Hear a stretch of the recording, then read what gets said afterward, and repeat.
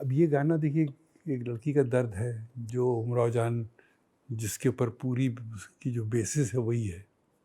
और मुझे लगता है हर फिल्म में जो लड़की का जो दर्द होता है वो बहुत इम्पॉर्टेंट स्टार्टिंग पॉइंट होता है फिल्म का, और एक बहुत ही रोमांटिक पॉइंट होता है। जैसे इवन गमन में वो है ना, रस के भरे तो नैन, आजा समरिया आजा सावरिया, तो है गरवा लगा लूं, Yes, रस के भरे भरे तो, तो रे। अरे पथिक गिरधारी सुन, उन सब क्या दिग्विजय ब्रिज बूरत देश। तो वो पूरा एक वो उसका जो एक कैफियत है दर्द की, वो आपको इस गाने में मिलती है। ये अमीर खुसरो की चीज़ है। जी जी जी। और इसी से शुरू करते हैं हम फिल्म को।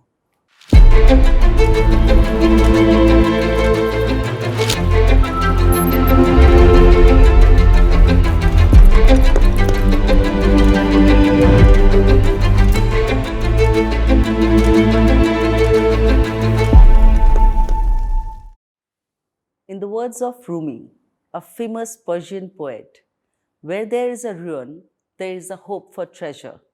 And today, in the ruin of modern philosophies, I have found my treasure in the house of Katwara.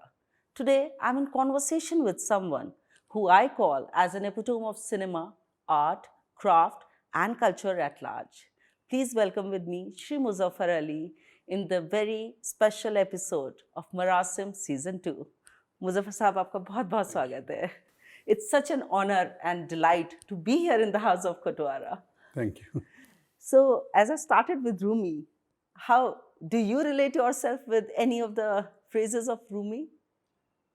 Rumi is definitely part of our psychology, part of our spirit, our soul. You know, he's a person who somehow reveals a lot of mysteries which otherwise get camouflaged in the name of knowledge and religion. You know, so it liberates ideas and makes them spiritual and makes them they enrich your soul. Absolutely, absolutely. हम अक्सर सुनते आए हैं, जब भी हम आपका cinema देखते हैं, आपका काम देखते हैं, एक बहुत खूबसूरत उसमें एक लेगेसी दिखाई देती है. आपका बचपन कैसा था मुजफ्फर साहब? How was your childhood as a royal kid, as a royal youth? देखिए, बचपन तो काफ़ी उलझा हुआ था, कुछ उतार चढ़ाव अजीब अजीब थे, लेकिन मज़े का था क्योंकि एक माशरा था, एक कल्चर था, एक शहर था, वहाँ के लोग थे, तो वो अपनी जगह पे काफ़ी कुछ हमें देते रहते थे और हम उनसे लेते रहते थे। तो उस हिसाब से बचपन जो था वो एक तरीके से उसमें फ़िक्र भी थी और दूसरी तरफ इत्मीनान भी था। तो दैट इज़ आई थिंक मेरे ख़्याल में हर बचपन में कुछ ना कुछ इस तरह का मिश्रण होता है, लेकिन लखनऊ एक अलग जगह है, एक अजीब जगह है। बहुत बहुत खूबसूरत जगह है लखनऊ. और वो जो दौर हमारा लखनऊ का था, वो पार्टीशन के बाद का और ज़िम्मेदारी ऑपरेशन के वक्त का, उसमें काफ़ी कुछ तकलीफ़ें थीं और काफ़ी कुछ चीज़ें थीं जो हम लोग, बहुत से शहर हैं वो ऐसे ऐसे बिगड़े हैं, ऐसे ऐसे उजड़े हैं कि उनका नामो निशान ही नहीं नज़र आता है। तो लखनऊ कितना बच गया, मुझे ताज्जुब होता है। खामोश सी बहती एक नदी जिसके अक्स में सदियों पुरानी तहजीब पाकीज़ा तस्वीर सी नजर आती है।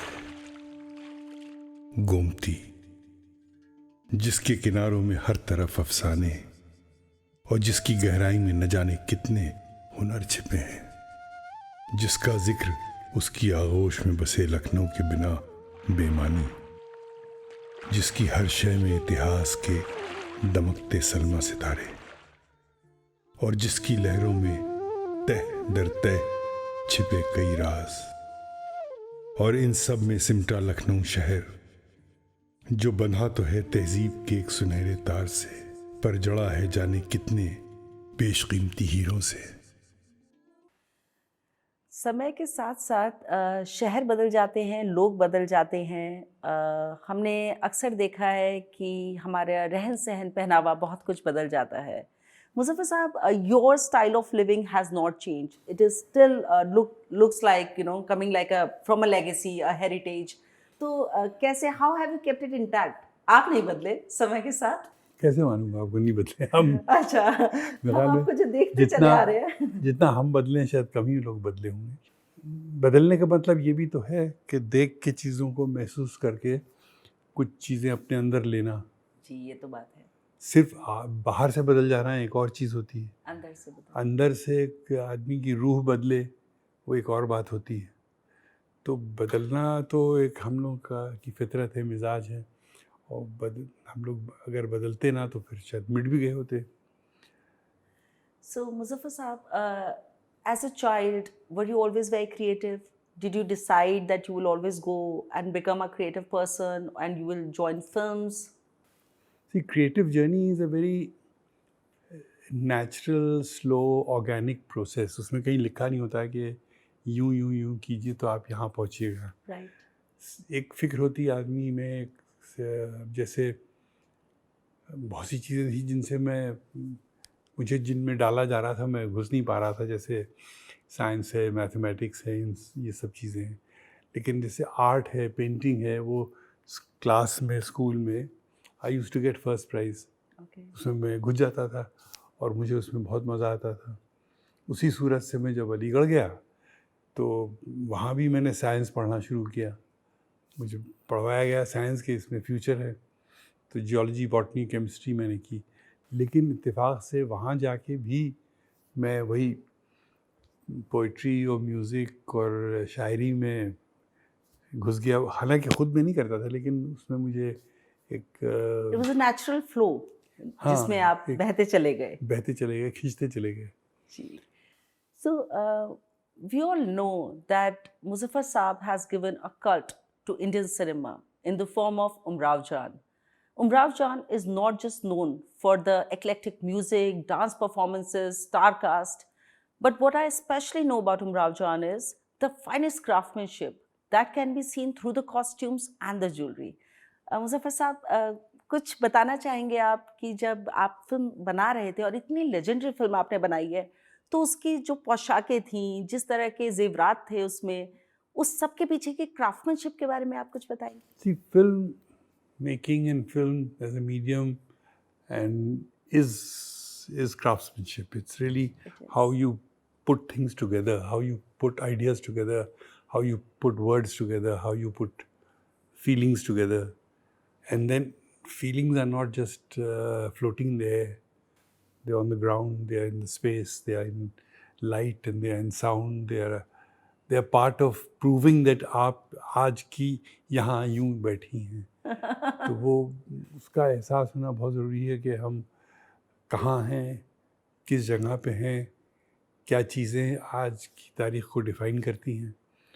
तो ज़ाहिर है जब उमराव जान हमने बनाना शुरू की तो वो तमाम सब चीज़ें जो हैं जिससे वो बनती है, जिससे वो माहौल तैयार होता है, जिससे एक शख्सियत में चार चांद पैदा होते हैं, तो वो सब चीज़ें जो हैं they have to be part of your vocabulary. Absolutely. And that is all crafts. Absolutely. Because even when I was making this film in Kashmir, I got into craft. I mean, because I knew that the whole film can only be defined through time, and that is through craft. Right. तो craft को समझना, वक्त को समझना है। Design और रंगों का जादू अब हाथ के हुनर से पेपर मैशी को नए अंदाज में ढालने के लिए तत्पर है।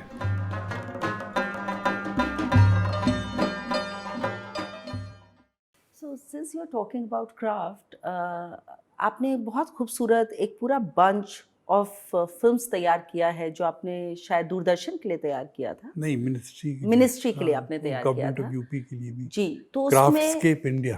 क्राफ्टस्केप ऑफ इंडिया बहुत खूबसूरत ये एक सीरीज़ है जिसमें हम काफ़ी सारे फिल्म्स, काफ़ी सारे लोकेशंस को देख सकते हैं जहाँ फाइनेस्ट क्राफ्टमैनशिप ऑफ इंडिया आपको देखने को मिलती है मुजफ्फर साहब की नज़र से।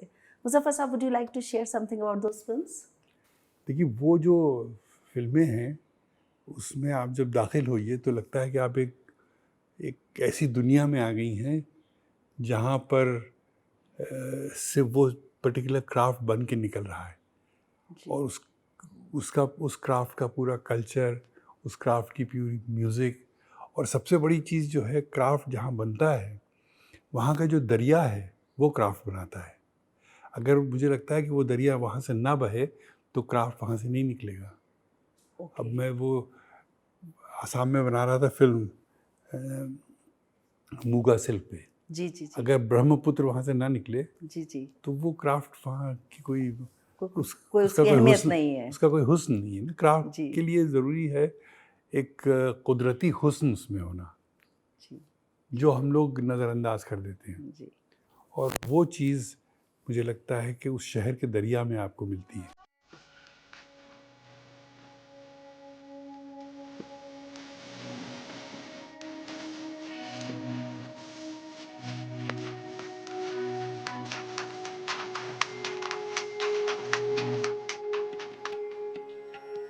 तो मैं पहला काम ये करता हूँ जब कोई भी क्राफ्ट करता हूँ कि मैं पूछता हूँ यहाँ का दरिया कहाँ है। और राइट। अजीब सा आपको मुझे लगता है कि लोग जानते भी नहीं कि यहाँ कोई दरिया भी है। अब मैंने फिरोज़ाबाद पे फिल्म बनाई तो मैं सुबह 5 बजे उठ के मैंने कहा हमें तो चल के वो देखना है यमुना जी। तो यमुना के किनारे से वो बहता है और जो पूरा नज़ारा है वो मतलब आपके रोंगटे खड़े कर देगा।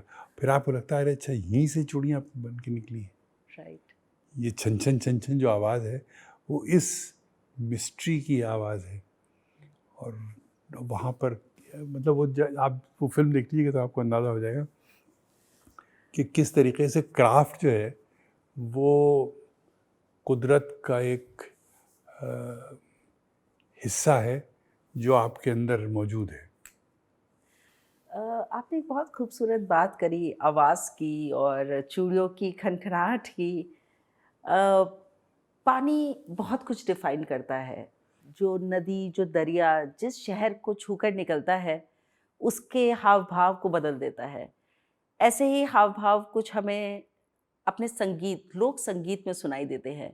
एक बहुत खूबसूरत गाना है आपकी फिल्म का, जो पहला गाना है काहे को ब्याहे विदेश। हाँ। ये मेरा बहुत पसंदीदा गाना है और बचपन से मैं गाना मतलब गुनगुनाती हुई आई हूँ। जब भी सावन आता है मुझे गाना बहुत पसंद आता है और हम सावन के ही समय में आपसे मिल रहे हैं। इस गाने के बारे में कुछ बताएंगे? अब ये गाना देखिए एक लड़की का दर्द है जो उमराव जान जिसके ऊपर पूरी की जो बेसिस है वही है। और मुझे लगता है हर फिल्म में जो लड़की का जो दर्द होता है वो बहुत इम्पॉर्टेंट स्टार्टिंग पॉइंट होता है फिल्म का और एक बहुत ही रोमांटिक पॉइंट होता है। जैसे इवन गमन में वो है ना, रस के भरे तो नैन, आजा समरिया तो है गरवा लगा लूँ, रस के भरे तो अरे पथिक गिरधारी सुन, उन सब क्या दिग्गज ब्रिज बूरत देश। तो वो पूरा एक वो उसका जो एक कैफियत है दर्द की वो आपको इस गाने में मिलती है। ये अमीर खुसरो की चीज़ है। जी जी जी। और इसी से शुरू करते हैं हम फिल्म को। और हमने सुना था उसको बचपने में, मिरासने वहाँ की गाया करती थी, तो मैंने उनकी आवाज़ में उनको पहले तो रिकॉर्ड किया, फिर वही आवाज़ जाके मैंने खयाम साहब की वाइफ को दी, जगजीत कौर को। उन्होंने उसी आवाज़ में गाना गाया, फिर मैंने उन्हीं मिरासतों से गवाया स्टेज मतलब फिल्म में। तो there is a interesting back and forth जो मैं म्यूज़िक में करता रहता हूँ। दूर दूर तक फैला बंजर ज़मीन का वो संगमरमर सा सुर्ख सागर,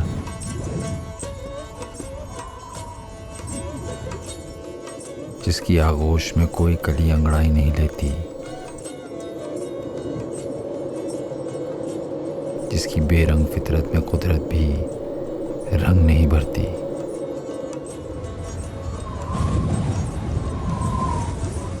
जिसकी खामोश गूंज दूर तक सुनाई देती है, जिसकी मिट्टी से कभी सौंधी खुशबू नहीं आती, जिस पर कदम पड़े तो रूह कांप जाए, जो समेट ले तो जिस्म पिघल जाए।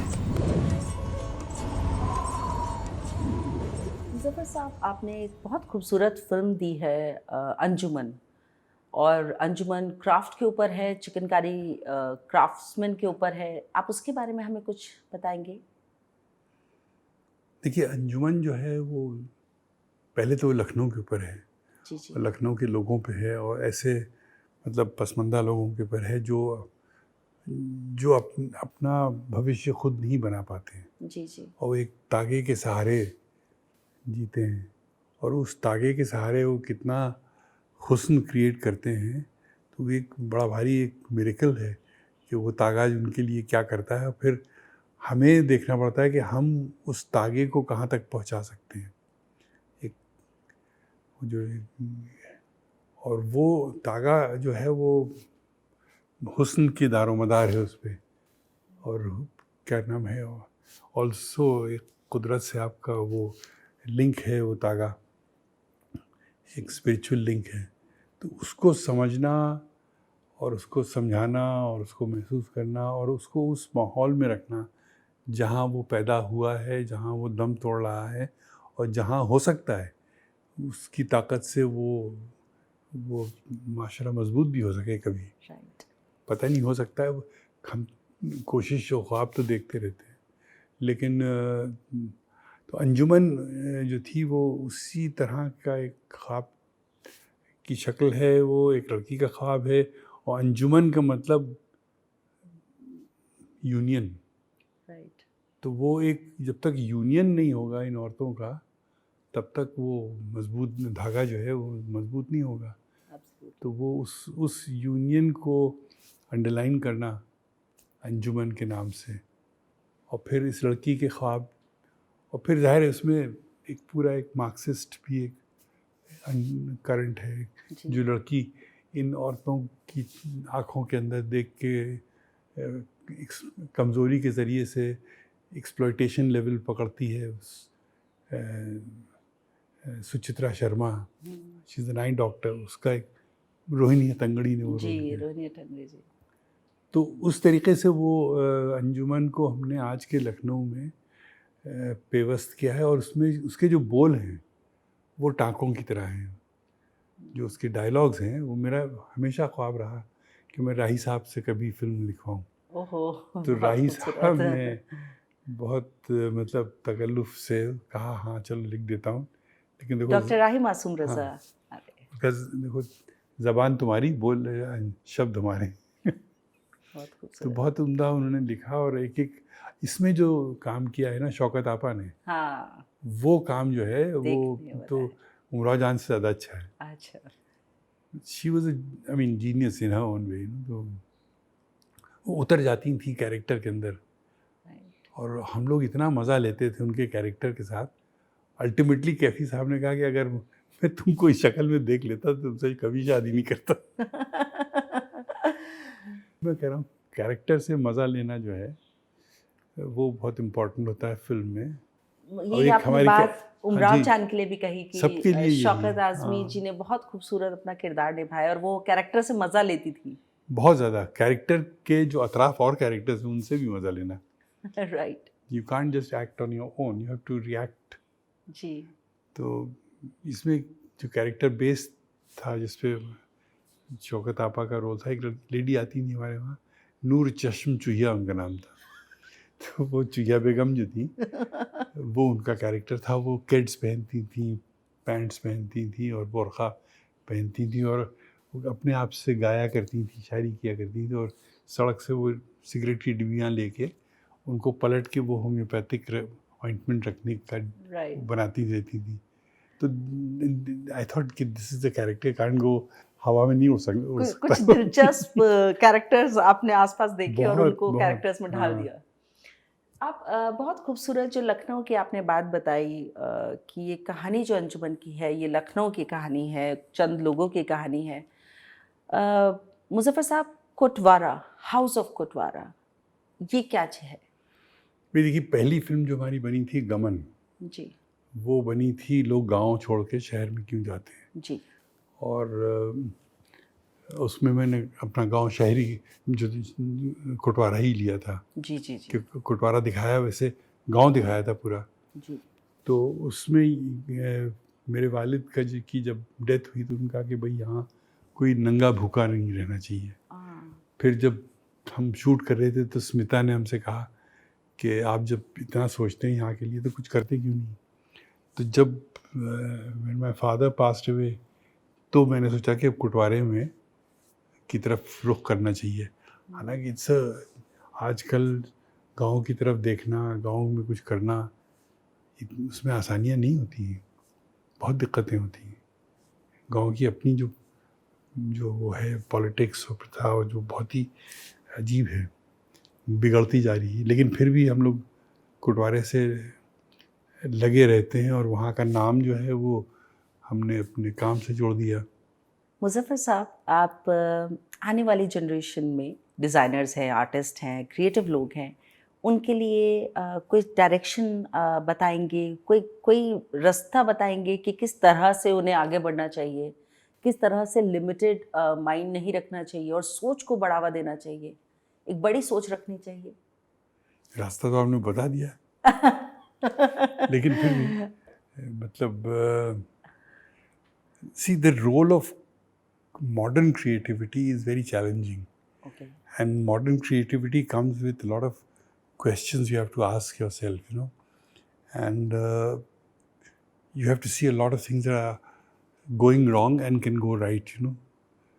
तो उस लिहाज से ये भी तो देखिए ना कि इतनी बड़ी दुनिया होती चली जा रही है, इतनी फैलती चली जा रही है। अब हम इस फैलती हुई दुनिया के अंदर हम अपनी कनेक्शंस कैसे पैदा करें, लोगों से रिश्ते कैसे बनाएं, लोगों को समझें कैसे, लोगों को महसूस कैसे करें। Right. और दुनिया जो है वो is a very productive work place, you know. कितनी चीज़ें बनती जा रही हैं। अब किस चीज़ की कब किसको कहाँ ज़रूरत है, कैसे हम उन चीज़ों, उस ज़रूरत को समझें और वहाँ तक चीज़ों को पहुँचाएँ। तो I think both communication and design are very challenging dimensions of your life, and particularly children have to see that challenge beyond what is being sold to them. Because there's a whole industry based on what your needs should be, you know what I mean? And what is your assessment of those needs, that is taking us kind of a sidestep, you know what I mean? So we need to understand कि ज़रूरत किस चीज़ की है दुनिया को। ये नहीं कि दुनिया आपको बता रही कि आपको इस चीज़ की ज़रूरत है। वो तो ठीक है, उन्होंने अपना रिसर्च करके R&D करके बता दिया कि ठीक है, आज इस तरह का आपको इक्विपमेंट चाहिए, कल वैसा चाहिए, परसों वैसा चाहिए। लेकिन उसके अंदर जो कंटेंट जाने वाला है, उसके अंदर जो सॉफ्ट पावर पैदा होगा, वो तो आपकी सोच से पैदा होगा, आपकी फ़िक्र से पैदा होगा। उसमें पोइट्री बहुत इम्पॉर्टेंट है, उसमें जो फाइन आर्ट्स हैं, म्यूज़िक, ये सब चीज़ें बहुत इम्पॉर्टेंट है, कल्चर्स बहुत इम्पॉर्टेंट है, क्राफ्ट बहुत इम्पॉर्टेंट है। मुज़फ़्फ़र साहब, ये ऐसा सिलसिला है जो शायद हमारे से तो रुकेगा नहीं, पर हमें इससे यही पूर्ण विराम करना पड़ेगा। It has been such a lovely, conversation with you. I'm so delighted. It is my honor Thank you. to be in front of you and speaking to you in the house of Kotwara. बहुत कम हमें ऐसे मौके मिलते हैं जब हम ज़िंदगी को उस खूबसूरती से देख पाते हैं, उस तार के साथ जोड़ के देख पाते हैं जो हमें ऊपर वाले से जोड़ती है। मेरे लिए ये आज का एपिसोड कुछ उतना ही खास है। हम अगली बार आपसे फिर मिलेंगे in a very special episode of Marasim season 2 with somebody again very creative. Thank you so much for being with us. Stay safe, stay happy. नमस्कार। Thank you. नमस्कार।